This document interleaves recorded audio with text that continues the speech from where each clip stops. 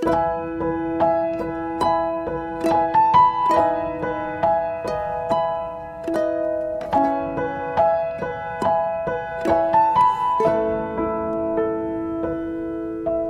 terima kasih. Selamat malam semuanya. Mari kita berdoa. Bapa, kami rindu untuk mendengarkan kebenaran firman-Mu. Kami tahu bahwa Engkau hadir di tengah-tengah kami, Bapa. Engkau ada bersama-sama dengan kami.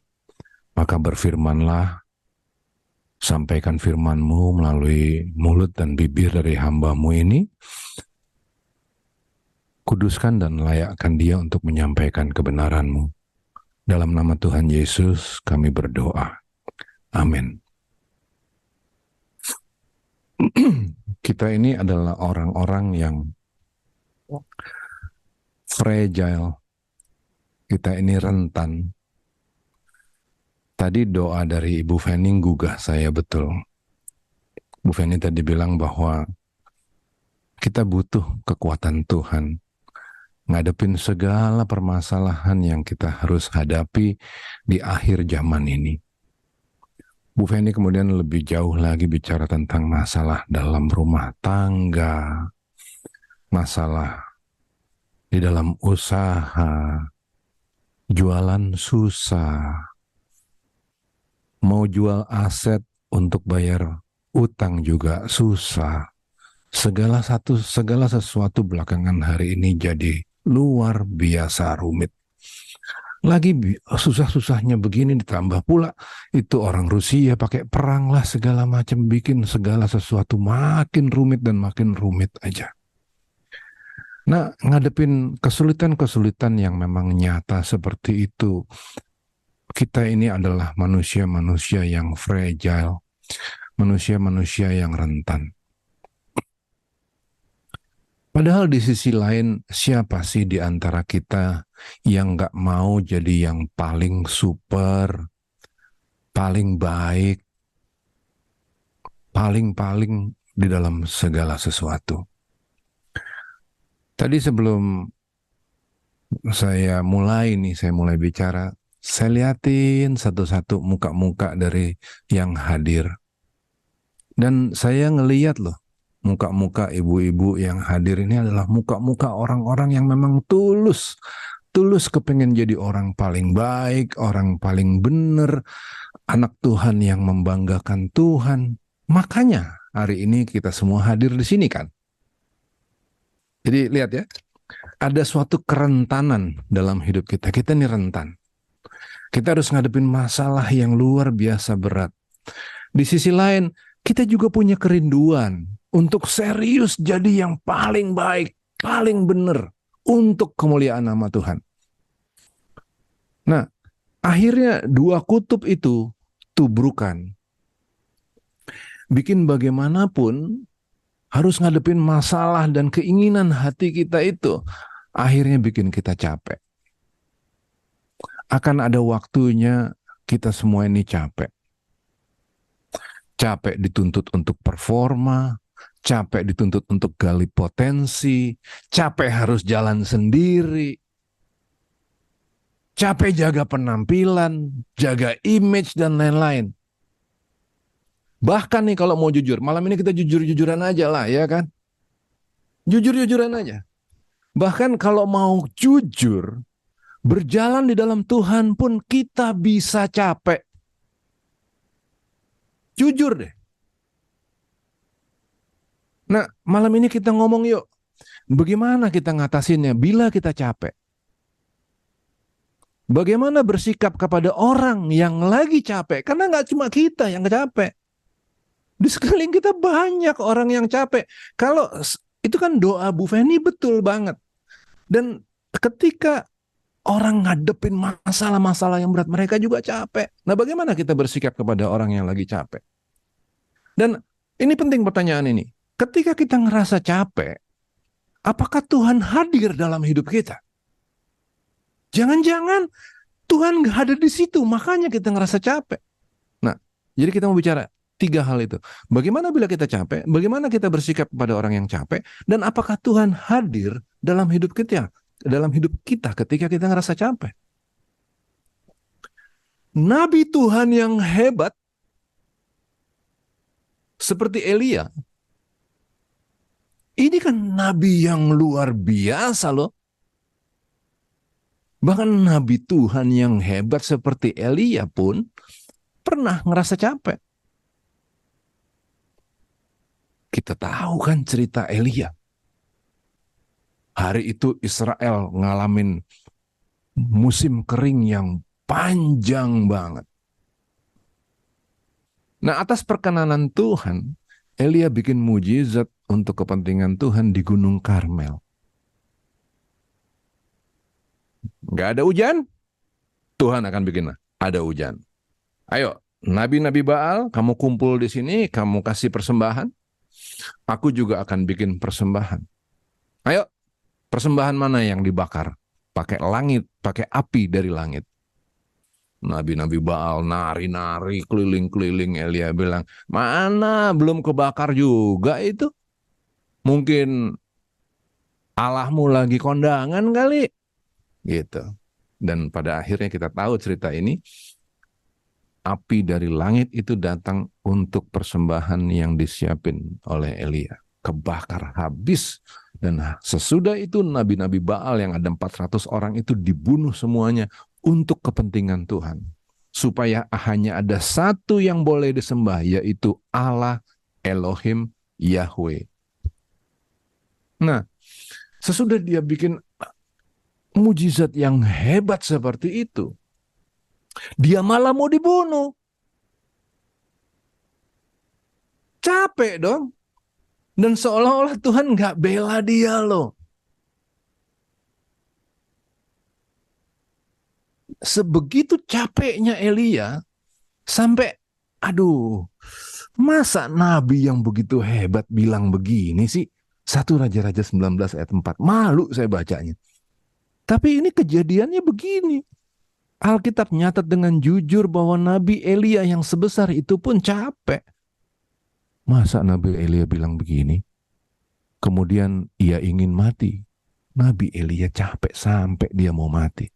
Katanya, ini masa Nabi ngomong begini? Cukuplah itu. Sekarang ya Tuhan, ambillah nyawaku.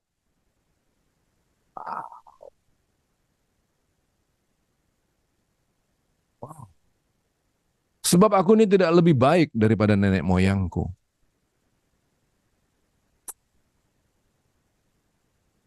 Dilihat dari kacamata iman, salah sih.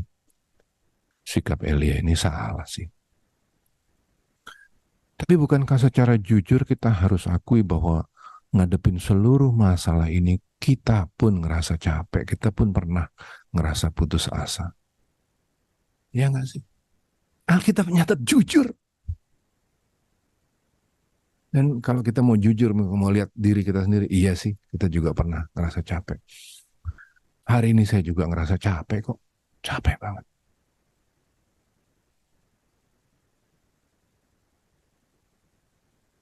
Banyak problem. Nah, tapi dalam rasa capek kita itu, yang adalah sangat normal bagi seorang manusia, ada keindahan. Tuhan tahu beban Elia. Tuhan juga pasti tahu beban kita. Dan saya bangga banget bahwa saya punya Allah yang luar biasa. Ketika dia lihat Elia capek sampai ngomong yang nggak pantas begitu, Tuhan nggak tambahin beban Elia loh. Nggak ditambahin dengan kunci-kunci mencapai hidup maksimal. Nggak ada. Di banyak gereja, iya, sering banget begitu. Saudara capek, mari kami akan berikan kunci-kunci hidup maksimal. Ada 4 langkah menuju hidup yang maksimal. Dalam hati kita bilang begini, bro, jangankan cuma 4, 37 juga udah kita jalanin, 4 doang mah cemen. Dan kalimat-kalimat itu bikin kita capek. Seolah-olah kita nih belum bikin yang maksimal, kita udah. Lu nggak tahu masalah gua, lu nggak tahu usaha gua. Gua udah bikin semua itu. Nah Tuhan nggak kasih beban-beban tambahan seperti itu. Kunci mendapat hidup maksimal, kunci untuk bebas dari hutang. Nggak ada, Tuhan nggak nambah-nambahin begitu. Dia nggak nambahin beban Elia dengan hal-hal yang harus dikerjakan segera. Segera. Bikin ini, bikin itu. Enggak loh. Dan dalam kasus-kasus seperti Elia ini, Tuhan bahkan tidak datang. Ulangin. Tidak datang dengan wejangan-wejangan panjang yang berat didengar. Khotbah-khotbah yang rasanya nunjuk-nunjuk kita. Yang seolah-olah disampaikannya mah baik banget disampaikan. Tapi itu nempelengin kita, bikin kita capek. Kayak kita ini belum bikin apa-apa gitu loh. Enggak loh. Kepada Elia yang udah stres, Tuhan nggak bikin dia makin stres dan makin capek.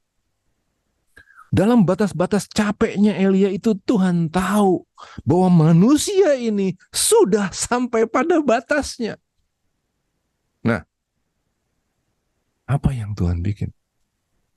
Dia kirim malaikat. 1 Raja-Raja 19 ayat yang kelima. Dengan pesan yang sederhana. Bangunlah bangunlah, makanlah. Malaikat Tuhan loh ya. Ini ingat nih ya, malaikat Tuhan loh. Datang kepada Elia yang lagi capek. Apa yang dibikin sama si malaikat? Malaikat nggak bikin semua wejangan-wejangan, nggak. Nggak kasih target-target untuk ditempuh sama Elia, enggak. Dia bikin Indomie rebus. Ini aku siapin buat kamu. Yuk, bangun yuk. Makan. Oh, kamu nggak suka rebus. Maunya yang goreng. Iya. Soto ayam? Yang mana? Sambil kemudian malaikat juga bikinin teh anget. Kasih madu supaya ada tenaga buat Elia. Ayo El, bangunlah dan makan.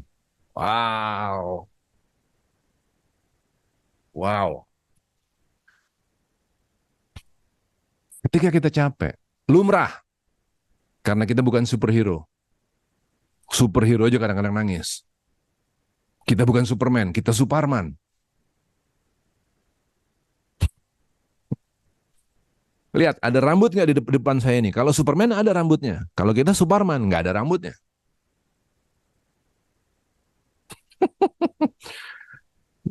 Superman aja nangis. Kita bukan Superman. Dan kita pasti punya batas-batas kekuatan. Hanya datanglah pada Tuhan. Nggak perlu lari seperti Elia. Waktu datang kepada Tuhan nggak perlu juga kita panjang-panjang ngomong, nggak perlu harus nyanyi dulu, harus apa dulu, ini dulu, itu dulu, nggak ada syariatnya, nggak ada. Datang aja ke Tuhan terus bilang, Tuhan, aku capek udah dong, misalnya. That's okay. Dia akan temukanmu dimanapun kamu berada. Apapun kondisimu, Tuhan temuin kita di sana. Asik ya? Nah, sekarang itu serunya, itu yang enaknya. Sekarang ada rumitnya. Rumitnya adalah ketika dia datang, nih ya, kita capek kan, udah capek nih. Terus kita udah nggak bisa ngomong apa-apa lagi. Kita bilang, Tuhan, udah gitu ya.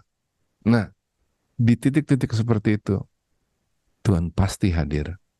Rumitnya, kita nggak ngerasa. Atau bukan kita, orang-orang di mana itu ya, di sana itu, di luar negeri itu, mereka nggak ngerasa waktu Tuhan datang. Karena sering banget orang tuh asosiasiin kehadiran Tuhan dengan hal-hal yang sifatnya extraordinary. Seolah-olah ketika Tuhan datang, terus masalah selesai. Atau Tuhan datang ada rasa merindingnya. Wah, ini ada merinding berdiri semua. tiba-tiba ada sesuatu yang luar biasa, ada suasana yang hening yang luar biasa gitu. Enggak, Tuhan bisa datang dalam suasana yang biasa-biasa aja. Kayak nggak ada apa-apanya. Nah, pengalaman Elia ini, nunjukin itu. Di Gunung Horeb, 1 Raja-Raja 19 ya, dimulai dari ayat 9 dan selanjutnya di situ, bisa kita baca. Maka Tuhan lalu, tiba-tiba ada angin gede banget.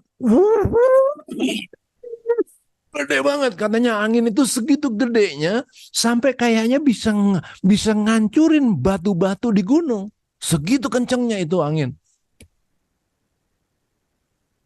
Tetapi tidak ada Tuhan dalam angin itu. Nggak ada. Dan sesudah itu datanglah gempa. Wah, gempa hebat. Tetapi tidak ada Tuhan dalam gempa itu. Dan sesudah itu datanglah api. Sekali lagi, tetapi tidak ada Tuhan dalam api itu.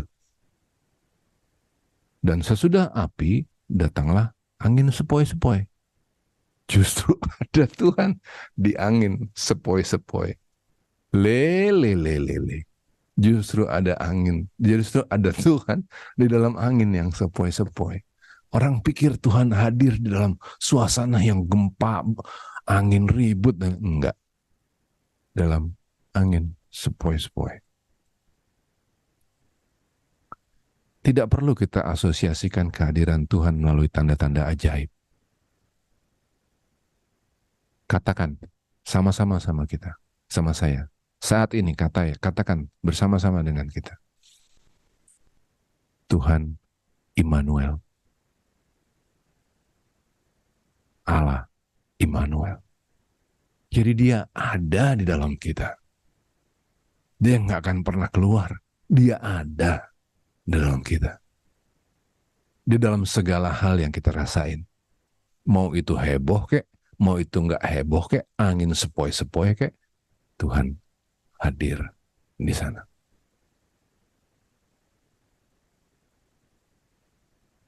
Nah, oke. Jadi dalam rasa capek normal, nggak apa-apa. Datang pada Tuhan dengan kalimat yang sederhana pun Tuhan bilang, iya sayang, I'm in control.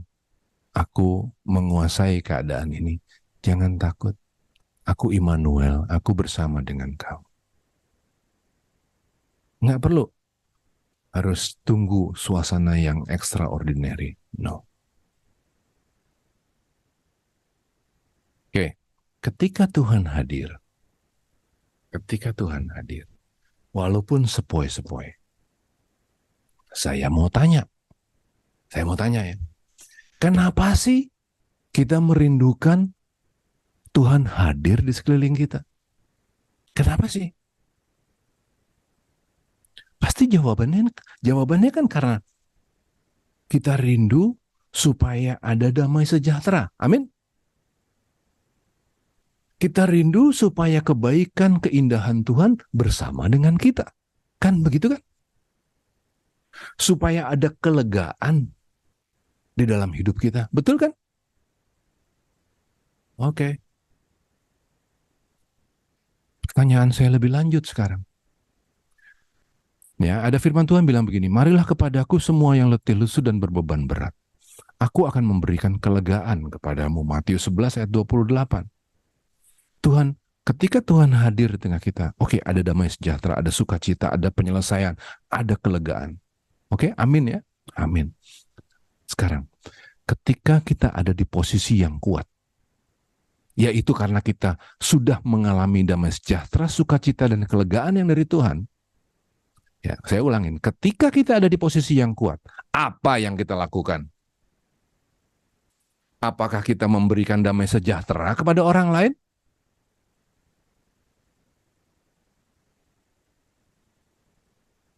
Apakah ketika orang lain duduk dekat sama kita, mereka ngerasain ada keindahan di dalam hidup kita?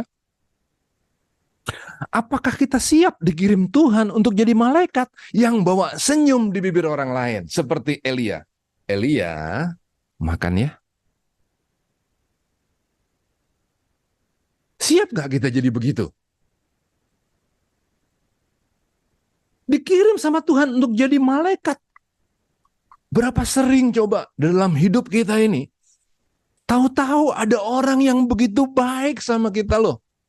Tuh kita bilang, kamu kok baik banget, pasti Tuhan kirim kamu jadi malaikat deh untuk aku. Nyelesain masalahku. Kamu kasih aku damai sejahtera, sukacita. Omonganmu tuh adem bener. Bisa nggak kita jadi malaikat buat orang lain?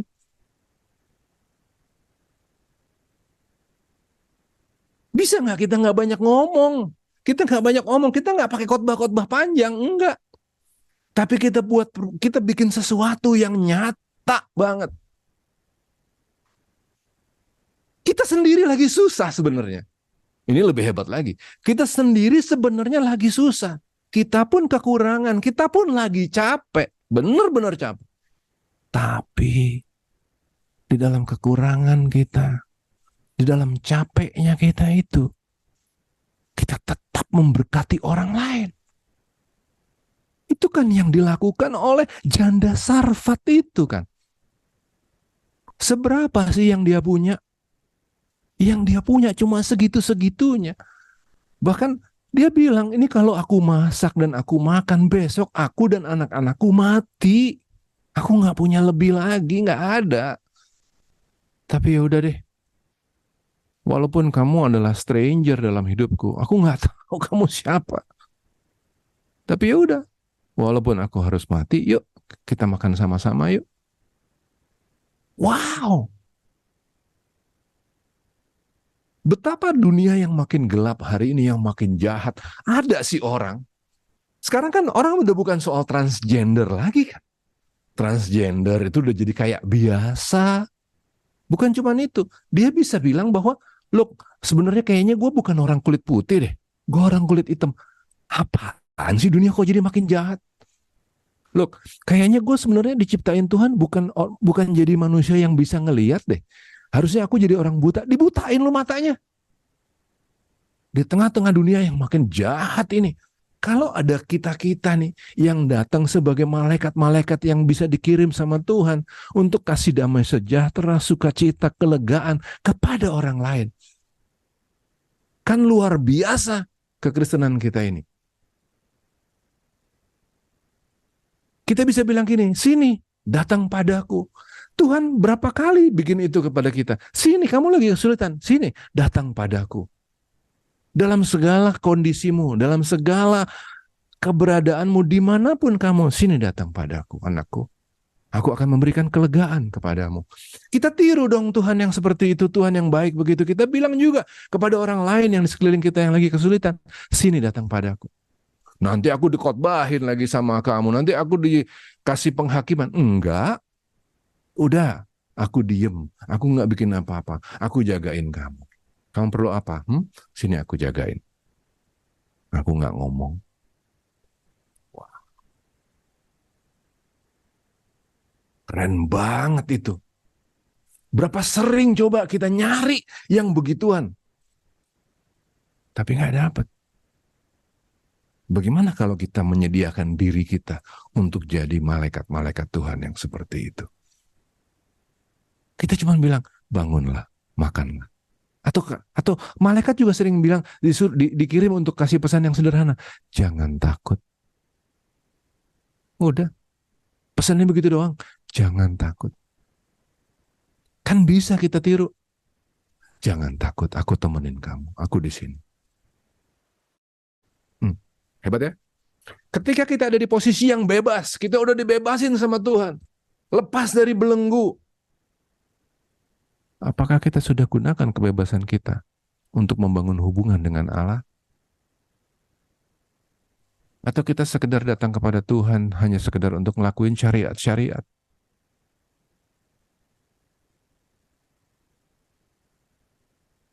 Sudahkah kita gunakan kebebasan kita untuk nyelamatin orang-orang yang masih terbelenggu sama kesulitan mereka?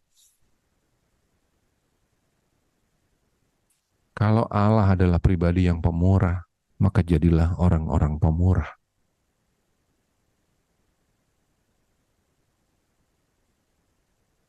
Dalam Matius 20, Tuhan Yesus kasih perumpamaan yang nabok banget. Matius 20 ayat 15 ditulis begini. Tidakkah aku bebas mempergunakan milikku menurut kehendak hatiku?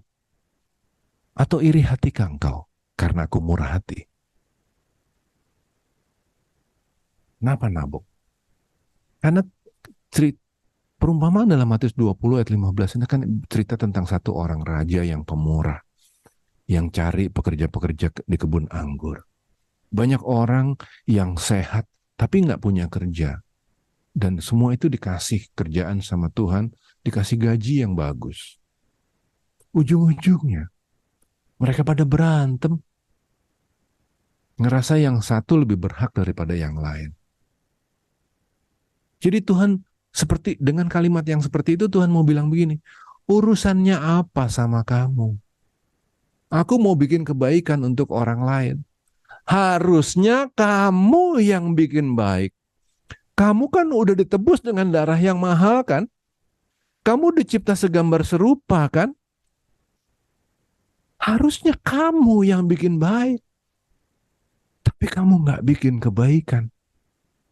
Sekarang aku yang bikin kebaikan. Kenapa kamu marah?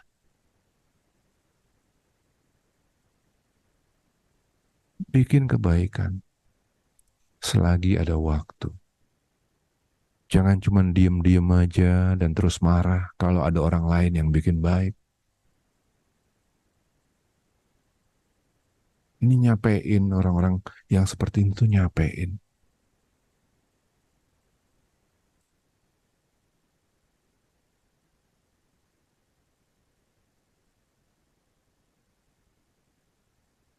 Nah, pada akhirnya saya mau bilang begini.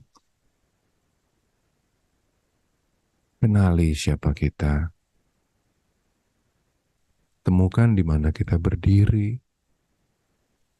Kalau kita dalam kondisi yang lemah dan capek, istirahatlah, diamlah. Sampaikan pada Tuhan segala keluhanmu. Walaupun dengan kalimat-kalimat yang sederhana, nggak apa-apa. Kita terlalu capek untuk ngomong, it's okay. Tuhan akan kasih kelegaan buat kita. Tapi bila kita kuat, jadilah penopang bagi orang lain. Atau lebih hebat lagi, walaupun sebenarnya kita lemah, tetaplah jadi penopang untuk orang lain. Nah, saya segitu dulu. Habis itu kan kita tanya jawab, nanti bisa diperdalam lagi lebih lanjut. Bapak, di akhir dari pertemuan kami malam ini, kami mohon kiranya Engkau berkenan untuk memalingkan wajah-Mu dan memberkati kami. Kami arahkan hati kami naikkan tangan kami untuk menerima berkat. Segala berkat dari Allah Bapa turun atas kita melalui anaknya yang tunggal Tuhan Yesus Kristus. Dalam penyertaan Roh Kudus. Mulai dari hari ini bahkan sampai selama-lamanya Tuhan menjagai kesehatan. Tuhan menjagai anak cucu keturunan, keluarga kita. Tuhan menjagai keluar masukmu. Tuhan menjagai segala sesuatu tentang kita. Sebab segala berkat yang Tuhan berikan kepada kita akan kita gunakan untuk kepentingan Tuhan. Turunlah berkat itu atas kita. Mulai hari ini sampai selama-lamanya. Sama-sama kita katakan, amin.